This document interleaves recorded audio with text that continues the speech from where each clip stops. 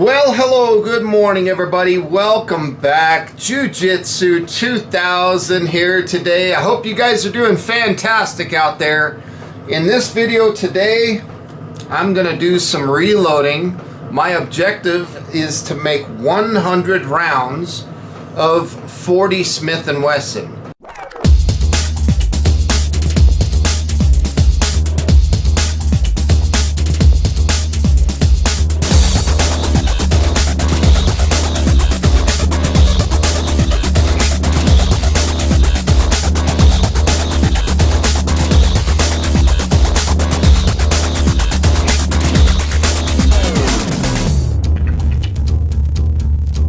Please bear with me on the sound in the background, that clicking sound. That is my diesel heater. It snowed this morning, so it's a little chilly out.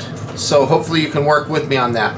But it's been way too long since I've done a reloading video on this channel. So let's go ahead and get started. I hope you enjoy the video. So here's a look at some of the things that you will need to reload these rounds. So first thing is the consumables. Right here, I've got a little container full of brass. Now this is range pickup brass. Got a little bit over 100 rounds in here. So this has been polished, it's been wet tumbled, and it's been dry polished and cleaned. Next thing that you'll need is some small pistol primers. You'll need your bullets, and in today's video we're going to use 155 grain Hornady XTP hollow points. You'll need your powder, and the powder of choice today is Allient Unique. You'll need some case lube. Now some of you are probably going to say, well, you don't need case lube, it's a pistol round, but case lube never hurts. Now if you look at the bottom, you can see the lanolin has settled to the bottom of the case lube. So it's very important to shake this up and get the lanolin mixed with the alcohol. What happens here is the alcohol sprays the lanolin, so the alcohol is used as a propellant to put the lanolin on the cases. And then the alcohol evaporates, and then what's left behind on your cases is the lanolin. We're also going to need a set of dies. Now today we're going to use the Lee reloading dies. These are good ones. You'll need a scale. So I've got the 502 RCBS here in the back, and I have two digital scales. I just like comparing weights and making sure that everything's on par. We have a powder trickler and a little powder dish and a little stainless steel scoop so that we can trickle up our charges if needed and things like that to get the right weights of charge for our rounds that we're going to be making. And in the end, we'll need a case length gauge to make sure that these rounds that we're making are going to chamber in the firearm that we're going to shoot them out of. And this is a primer pocket cleaner or reamer. We might use that today. In this little case there is some digital calipers, so these are very important. We're going to use these to measure things, lengths of the bullet and stuff like this. So digital calipers are always good. A bullet puller is not a bad idea to have, although we're probably not going to use this. But in the event that we have a mistake or something like that, it's always good to have a bullet puller handy. A couple loading block trays. And then at the end, I'll put the finished rounds in this little case here. So we've got that. There's my primers. And over here we have a priming tool with the appropriate shell holder. And for 40 Smith and Wesson, bear with me, I don't have my reading glasses on, but I think that's a number 19. You'll have to look at your chart. You can get these to work with small primers or large primers. Right here is an auto drum powder measure. Here is the Perfect Flow Lee powder measure. But today we're going to be using the Hornady powder measure. So this works pretty good. We have our load data books. These are very important. This is where we're going to get our recipe for whatever cartridge we're choosing to reload. So we'll just come in here and we'll find the 40 Smith and Wesson, for example, and then we find what weight of bullet we're going to use. And in our case we have a 155 grain bullet, so that would be right here under this column, under this section. That gives us all the different powders that they suggest, and then what the charge weights are. They give you a low, and then they usually give you a high. So as long as you have something of your charge weight that's between the low and the high, that's what we need to stay within. That is our parameters, okay?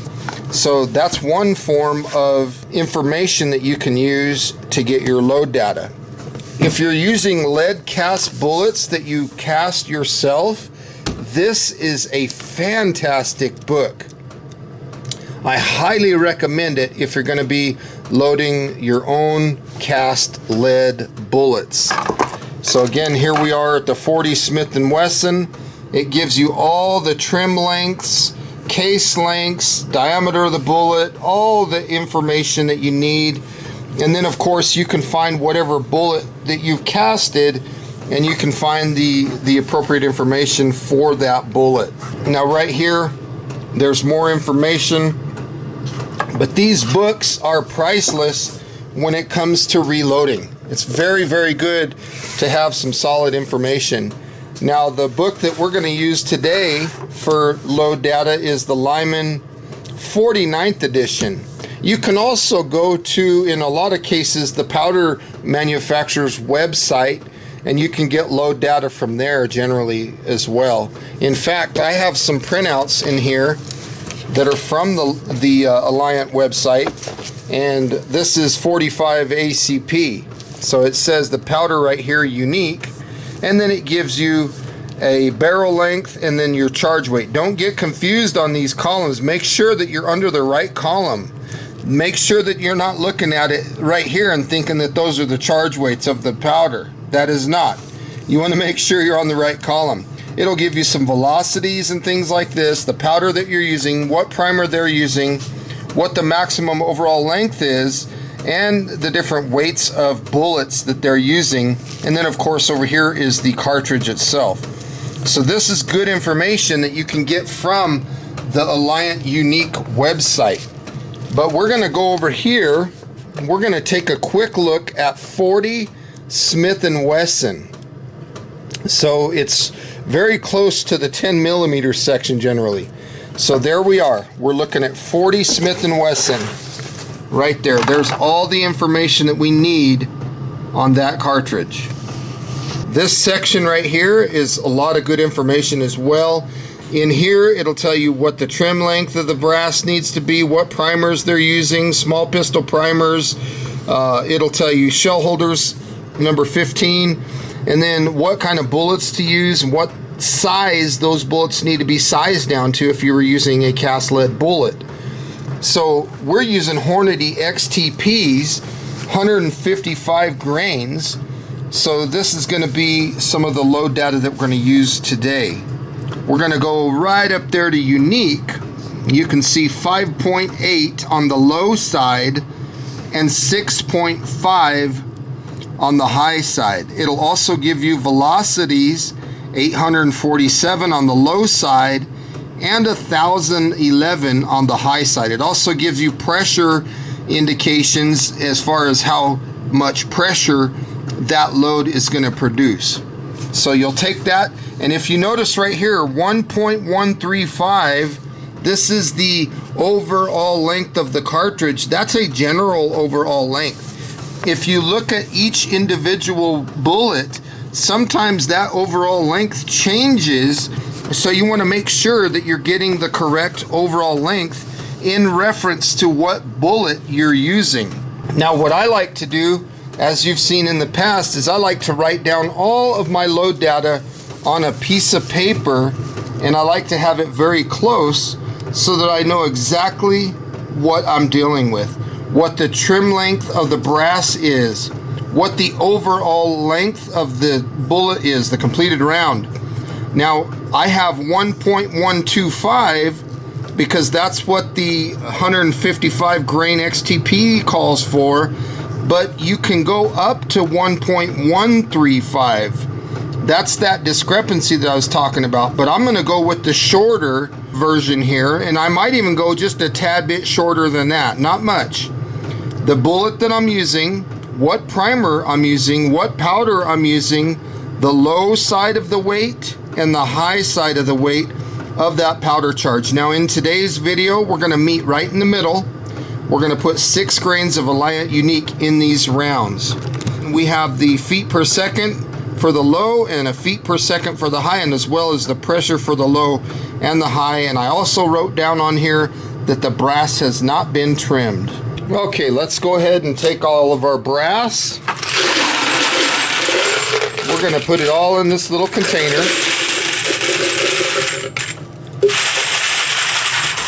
And we're going to spray them down with Dillon case lube, and we're going to give it a pretty good coating.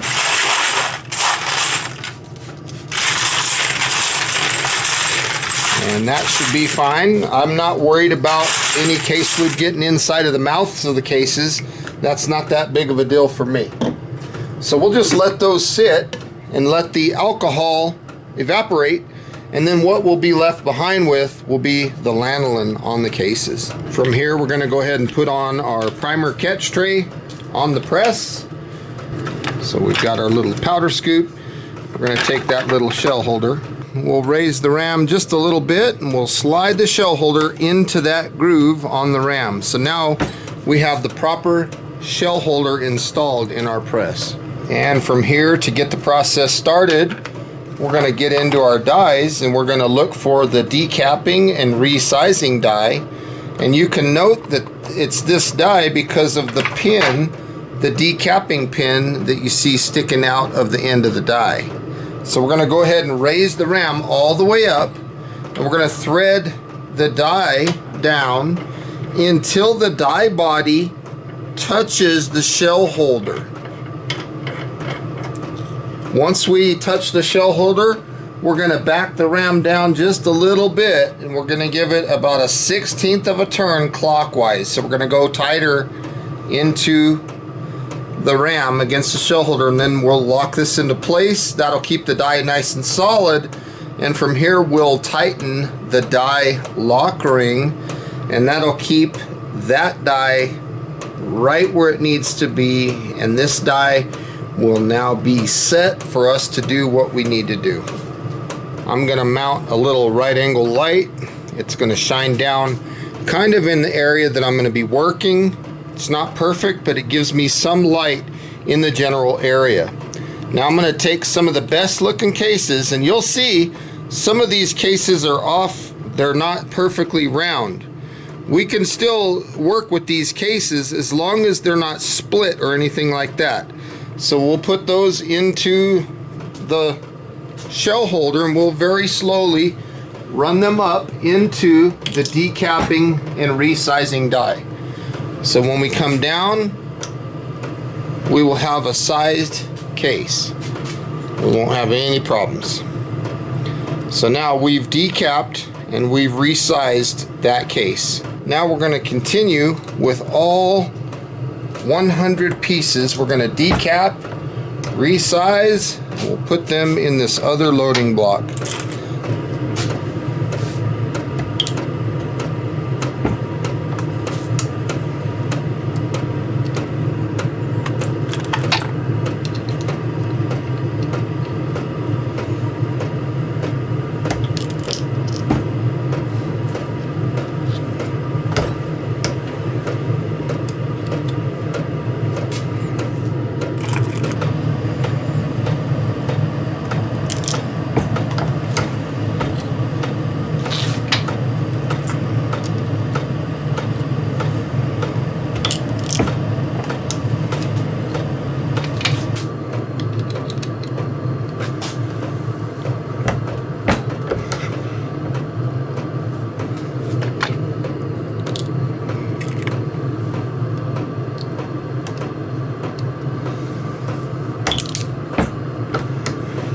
Very simple process.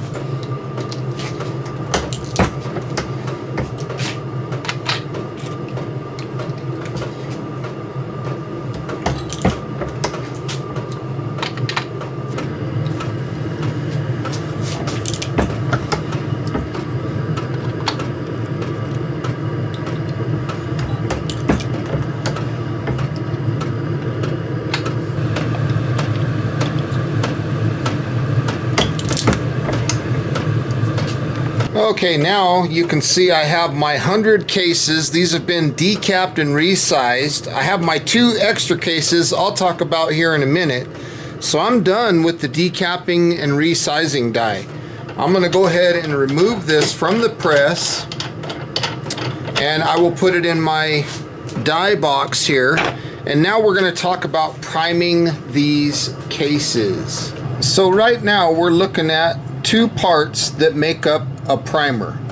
We have the primer cup and we have the anvil of the primer. There's a priming compound that goes inside of the cup, and then when the firing pin hits the back side of this cup, it sandwiches the priming compound between the cup and the anvil. When that happens, that creates an ignition of the priming compound. That creates the ignition of the gunpowder as a result. So when you're looking at your primers, you want to make sure that every primer has an anvil inside of the cup. If you don't see this, don't use that primer because it won't ignite. Now we're going to clean our primer pockets. So your primer pocket cleaning tool has a large side and a small side. And since we're using small pistol primers, we're going to use the small side.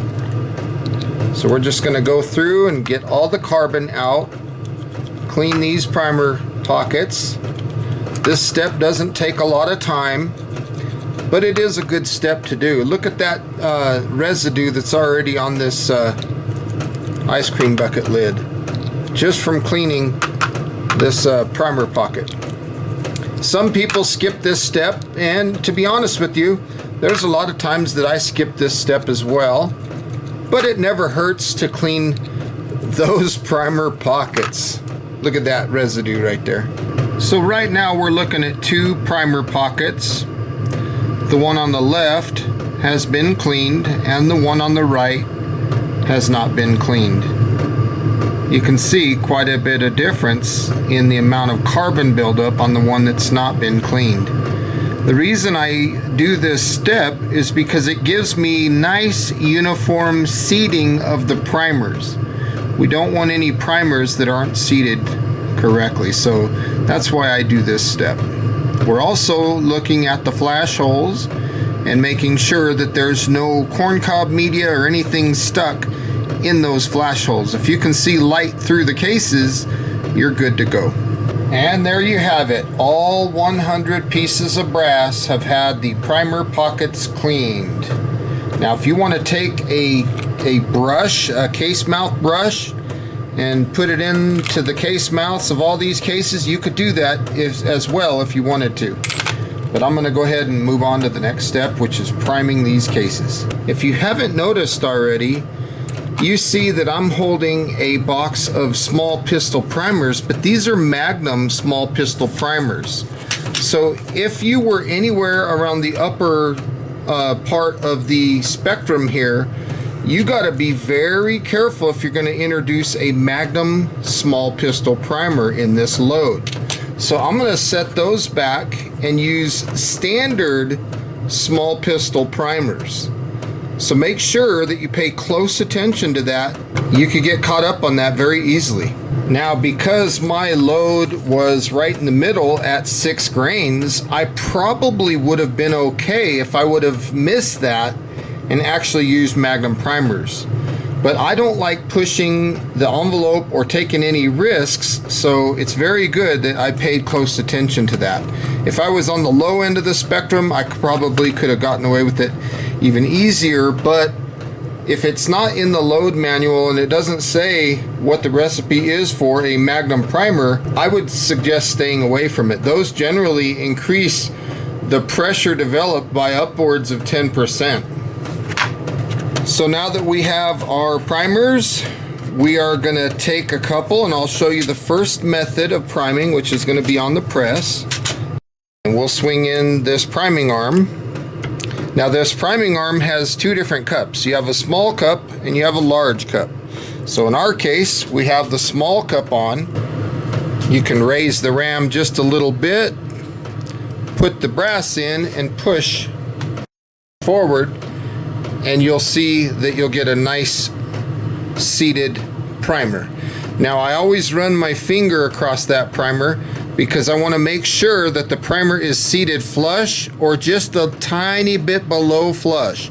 You never want to see a primer sticking out of the case. So this is a good method of priming these cases right here on the press. The only bad part about doing it this way is you have to touch all the primers with your hands. That's the only downside. So you lift, push forward, and inspect. Now another option for priming is using a dedicated tool just for the priming process. I like using this method a little bit more than priming on the press. So I'm going to start by removing this cover. So we'll do about half here.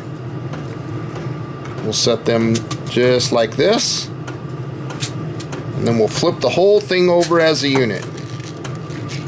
Now if you notice, some of them are going to be oriented correctly and some of them are not going to be oriented correctly. So that's what the beauty is behind these little grooves here. These little grooves make it so that when you shake the primers, they flip over and get oriented correctly. So once you get the primers in there and they're all oriented correctly, you can put this lid on just like so, and then the primers will fall down into this little area. You can insert the case, make sure this is aimed away from you, and then you just push this with your thumb or your hand and it does a really nice job of seating that primer. So again, we're going to fill it with our finger and make sure that the priming is flush or just a little bit below flush. This works very good. It's very quick. It's an easy process. You can sit there and watch TV and prime cases. You don't really have to think about it.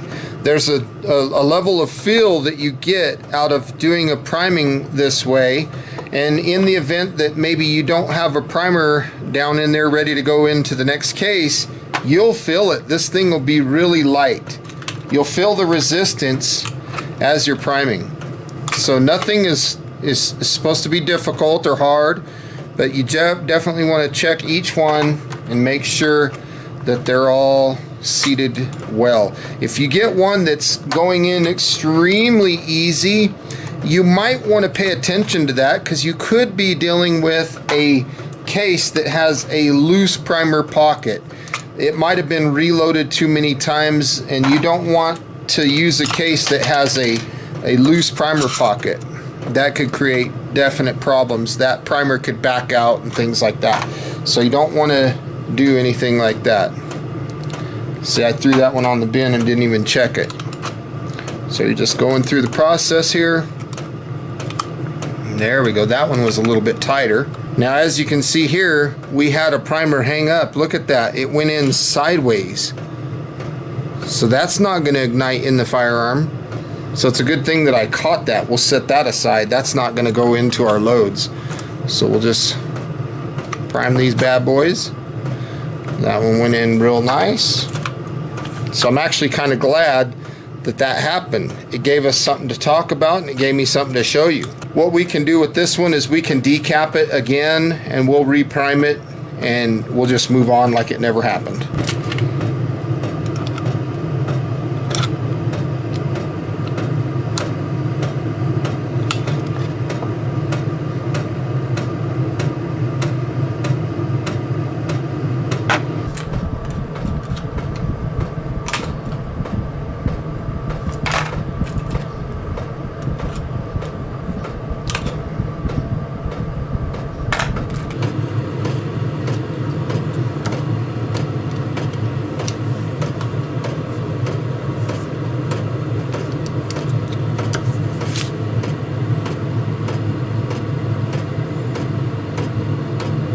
That looks very good.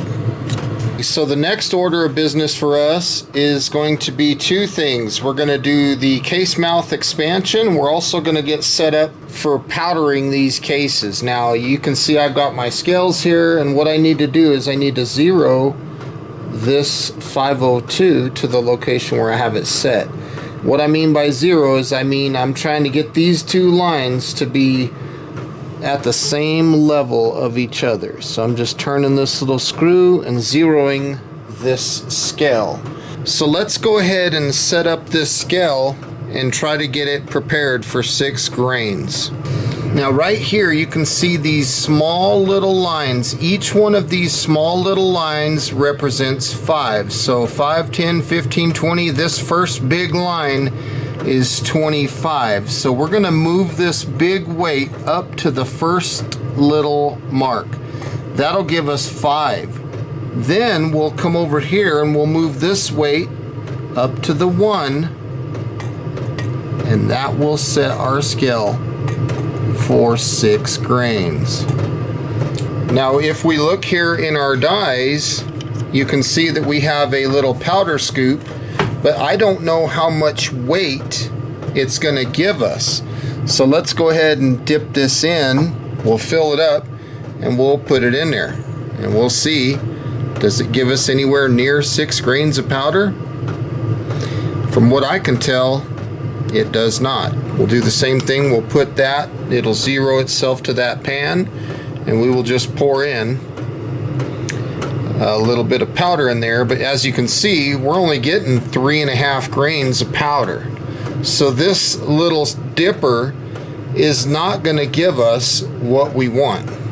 We would have to do almost 2 scoops of this. So we're going to have to find a different way to charge our cases. We could use something like this. It has 2 screws, so you mount it to a piece of wood. You just screw this thing down. So you just run these screws, and then you'll run this handle, and it'll throw a set amount of powder. And if you need to adjust the amount of powder, you can open this screw outward and it'll give you more powder, and then if you close this screw in, it'll give you less powder. Now these powder measures like this are very effective. They work really, really good. You can also take the hopper off, and if you look down inside, you'll see that right now the powder measure is closed, and as you can see now, it's open. I'm just twisting it. So you can twist it to open it and twist it to close it. Cool thing about that is you can put this powder in here and have it closed, and then when you get it on here, then when you get ready to throw your charges, you can just open it, and now you can start charging your cases. But we're not going to use this one in the video today. I just thought that I would show it, and it's a very, very good option if you're on a budget. This is a very accurate powder measure. I've been using it quite a bit, and it works really, really good. Another option for measuring powder is this auto drum powder measure. Now this thing works very well also. It's a case activated powder measure, and it's very, very accurate. It has the same kind of idea. There's a little key right here, and this key corresponds to this groove, and then the same thing applies that I showed you just before. You can open this and it'll turn the powder on so you can get flow, or you can close it and turn the powder off. Let me see here. See that? You can turn it off, you can turn it on. This one works really good, and what this one does that's really cool is it mounts right on top of your case mouth expansion die. So what you do is you'd pull this little plug out, set that aside, and this will thread onto this case mouth expansion die. So now every time you raise the ram with a case in there, this is going to rotate and throw you a set charge of powder. Now it comes with a small insert and a large insert. This one here is good for working with rifles and things like that, and the insert that I have in there right now is for pistol charges. You also have a little key here.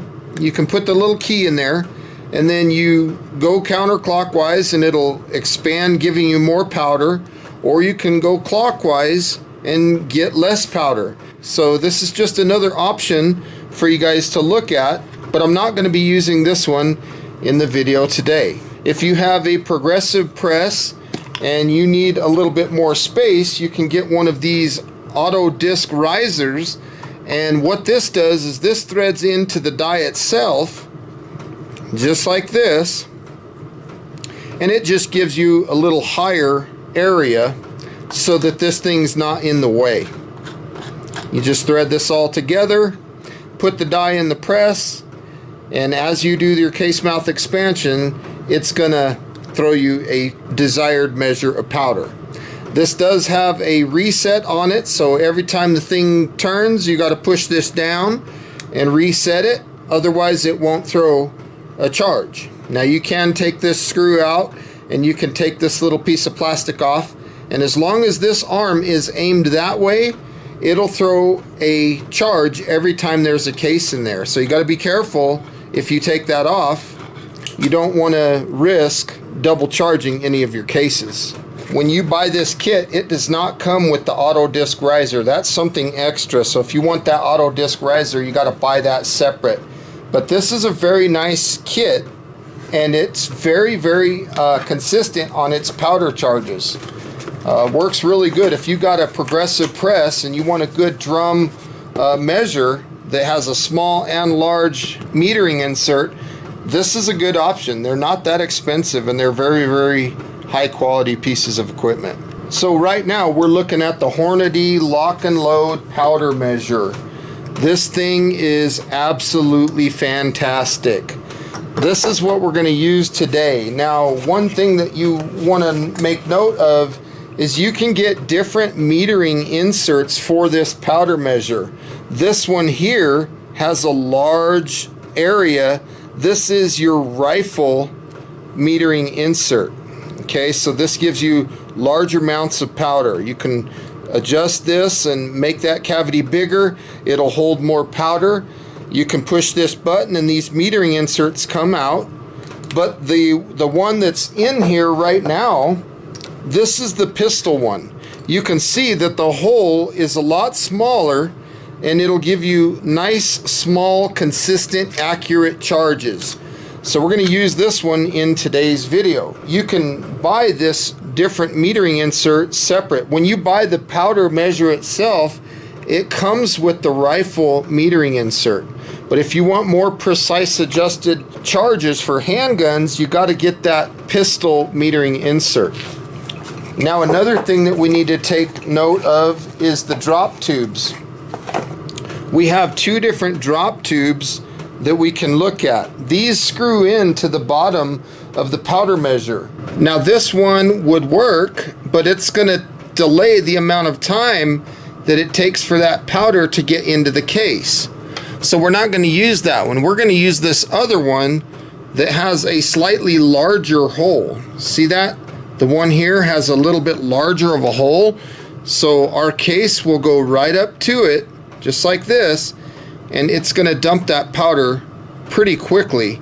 So this is the one that we're going to use today. Now we're going to mount the powder measure to the press. So when you buy the Hornady Lock and Load powder measure, it generally comes with this bracket. So what this bracket does, you have a large hole and you have a small hole, and the large hole goes onto the press. But you got to take this bushing out first to mount that bracket. So we're going to just take our large crescent wrench.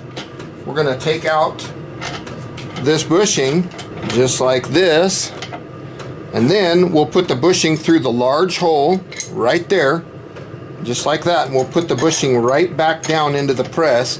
And this gives us a platform where we can mount our powder measure. So I'm going to leave this bushing just a little bit loose for just a second until I get it where I want it. We'll put the powder measure right in there, and then we'll thread on this lock ring. Now we have the powder measure very close to our reloading setup, and it's going to be very convenient. We'll be able to get our cases, aren't going to have to go very far. You know, we're going to case mouth expand, throw a charge. I'm thinking something like that is going to look pretty darn nice. So we'll put that bad boy right there. Now that I got it kind of where I want it, we're going to tighten this bushing. Tighten this bushing down. And now we have the Hornady lock and load powder measure mounted right there to our press. And now we can get right down to business. Let's go ahead and add some powder to the hopper.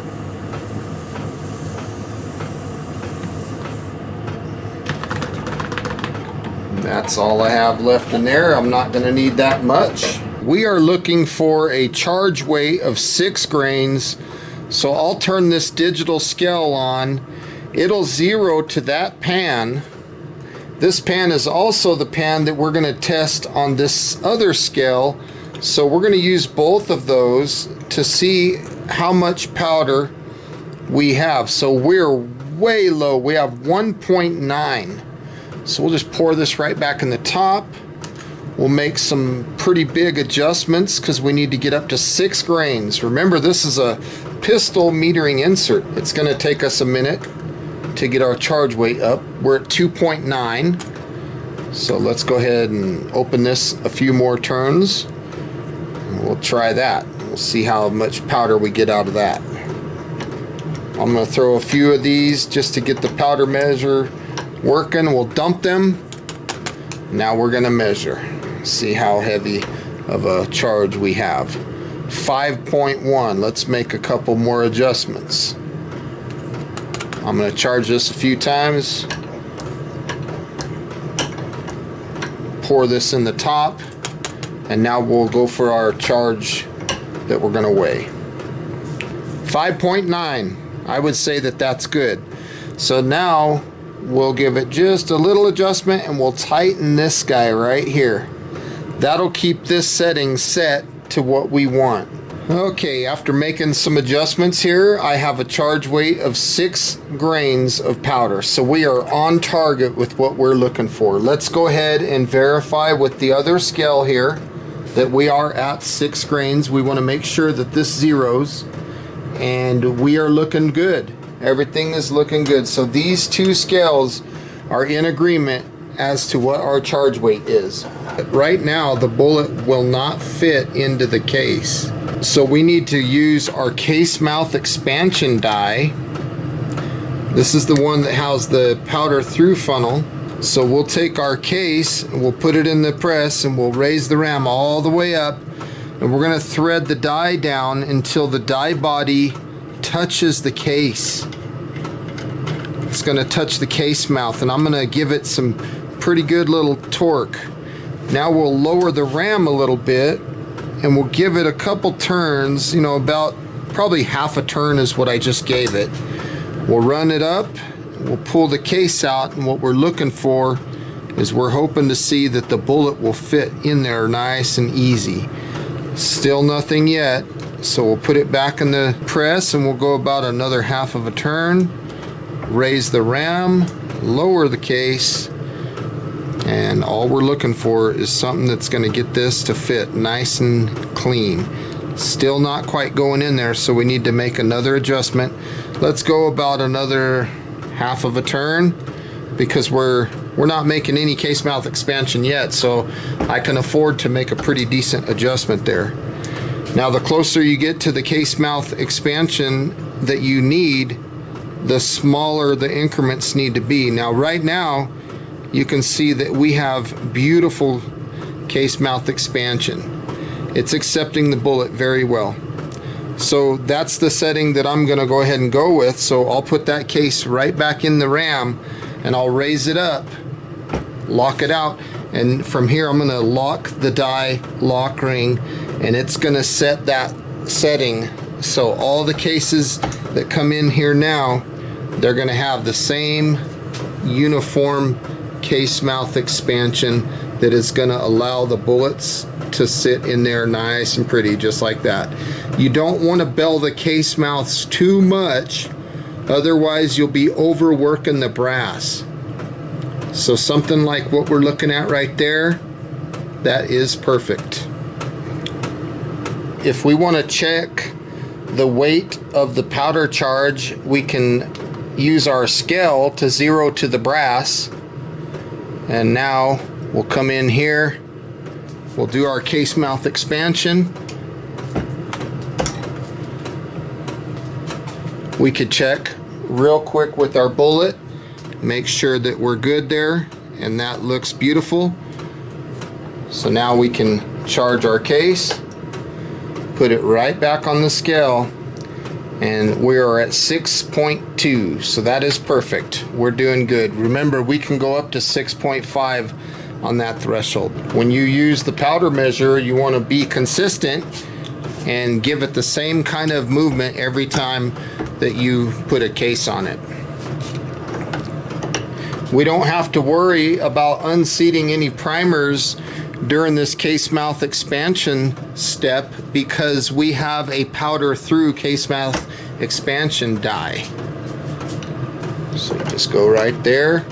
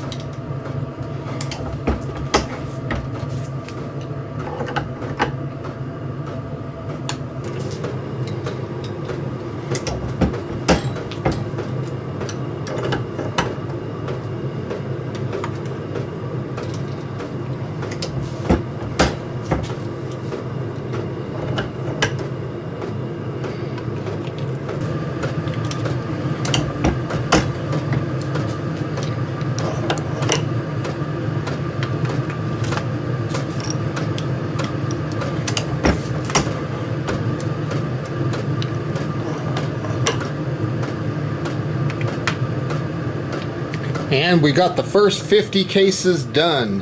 Now if you want to do it a different way, you can do it this way too. You can case mouth expand all the cases in one step, and then you can do all your charging in one step if you want to do it that way. So it's really up to you how you choose to do it. I can do it either way. But on this second half, I'm going to do it this way. It's good keeping everything separated whenever you're reloading. You don't want to get stuff mixed up. So as you can see, I'm going from one tray to another. So I know that all the cases in this tray need to have the case mouths expanded, and all the ones over here already have it done. So now that you have all these cases finished, you can just go through and charge them all.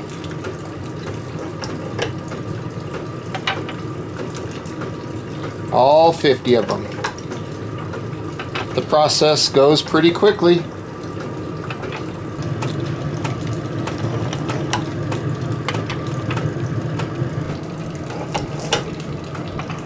When I'm going through this flow, I always stop every once in a while, about every 10 cases or something, and I'll check my powder weight to make sure that I'm still throwing good powder weights. And I am. I'm 6.2. So we are doing good.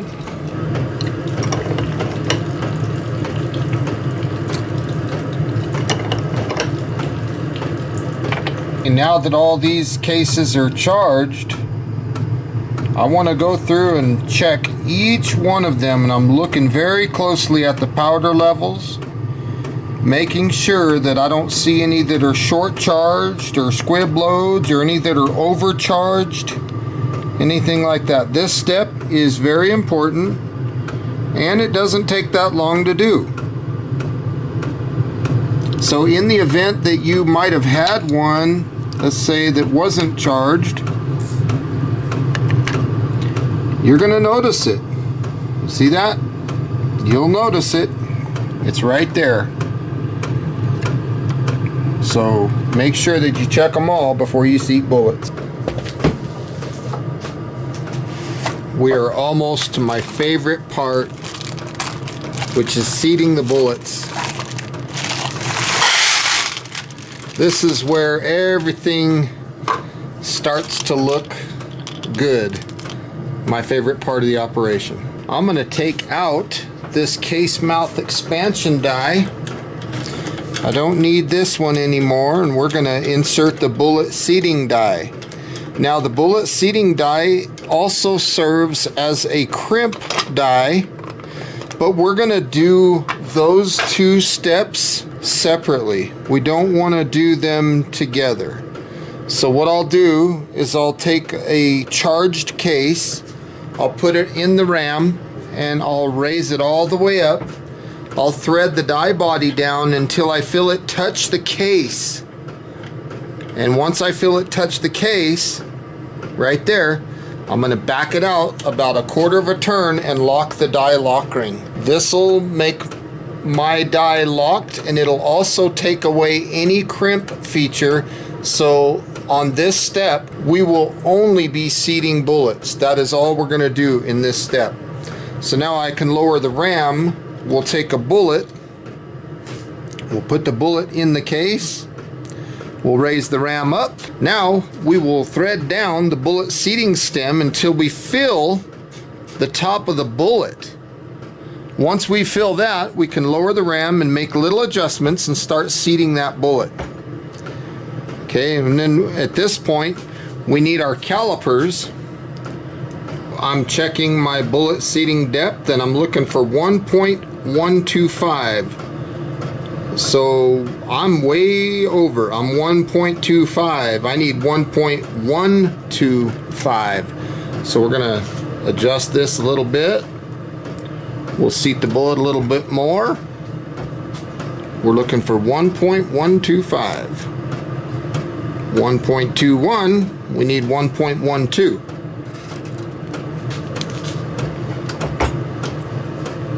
We'll take a look. 1.16, so we're getting closer. We need 1.12.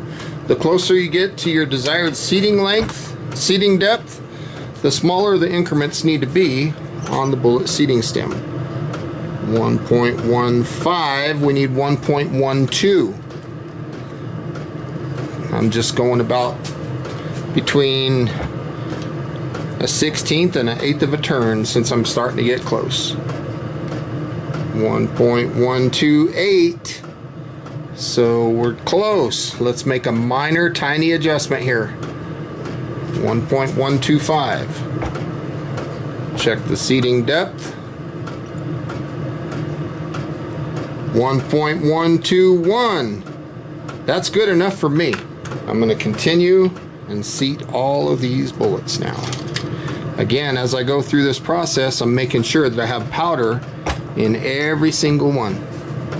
Don't want to overlook that. And let's check one more for good measure, and then we'll go. Yep, 1.121.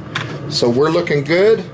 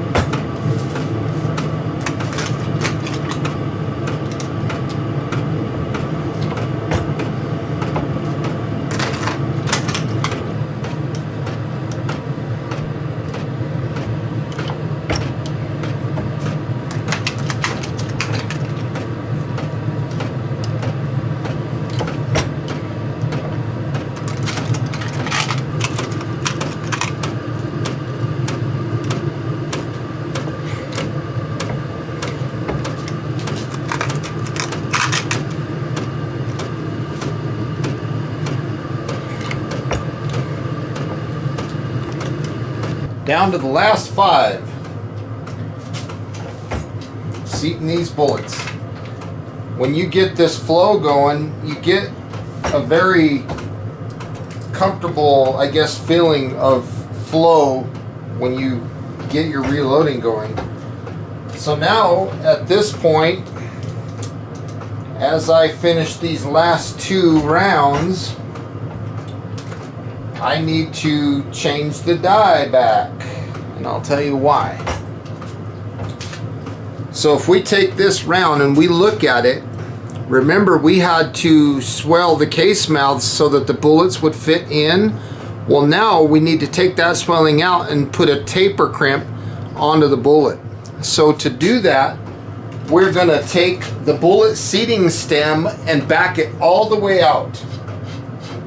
I don't want it to affect any of the seating depth of the bullet. So the bullet seating stem is all the way out. We're going to loosen this die body lock ring. And now when I put a round in, I will raise the ram. And again, I'll come down until I feel the die touch the round. Once I feel it touch the round, I'll thread the die in about 1/4 of a turn and raise the ram. And what I'm looking for is that crimp. I'm taking away the bell or the case mouth belling and putting it back. Now how do I know when I have a good crimp? I'll use this case length gauge, and if they drop in nice and smooth with no hangs, then that's good. But I'm not quite there yet. They're a little bit tight. So I'll turn this in a little bit more. Give it a little bit of a crimp. We'll come over here to our gauge, and wow, look at that. That just dropped in like butter. Watch. Boom. That's perfect. So now what I'll do is I'll put that round back in, raise the ram, that'll lock the die into position, and now I will tighten the die lock ring, and I'll continue with all of these rounds. We are crimping these, and that'll make them chamber really nice into the firearm. So let's take a closer look at what we have here. You can see that we have a nice crimp. This is a beautiful looking round. Looking good. So we'll continue our process of crimping until we're all finished.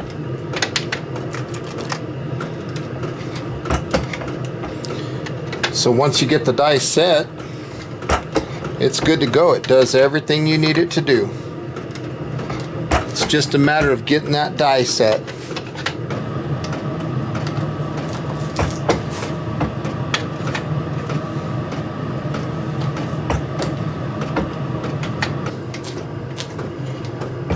And as I'm doing this taper crimp step, I want to let you guys know that it's important to not do too much of a taper crimp.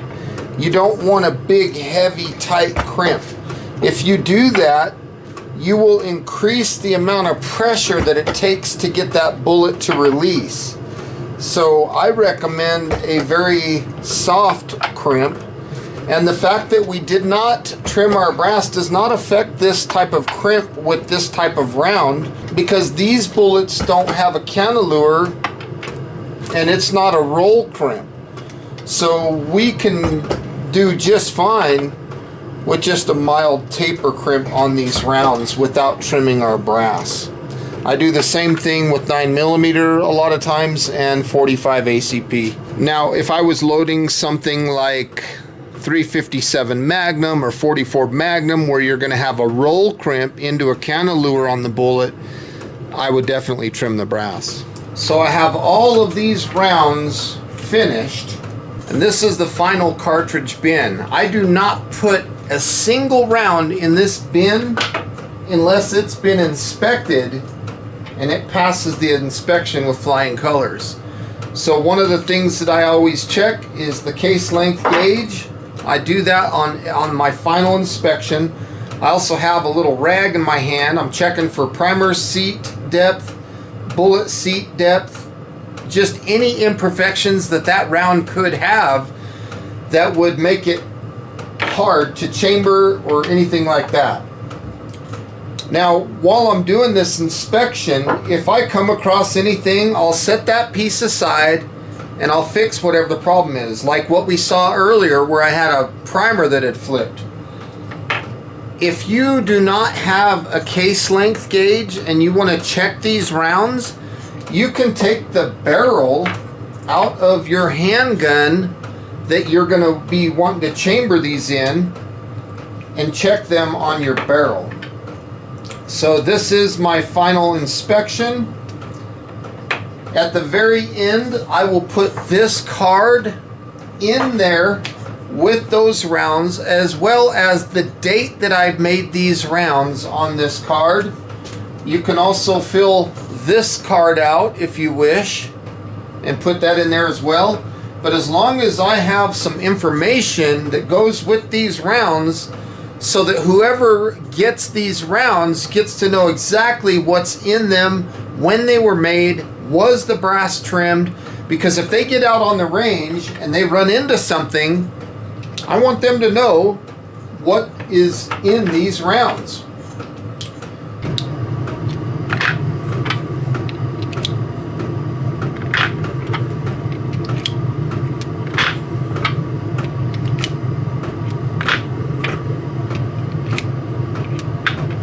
So folks, it's good to be back on the reloading bench.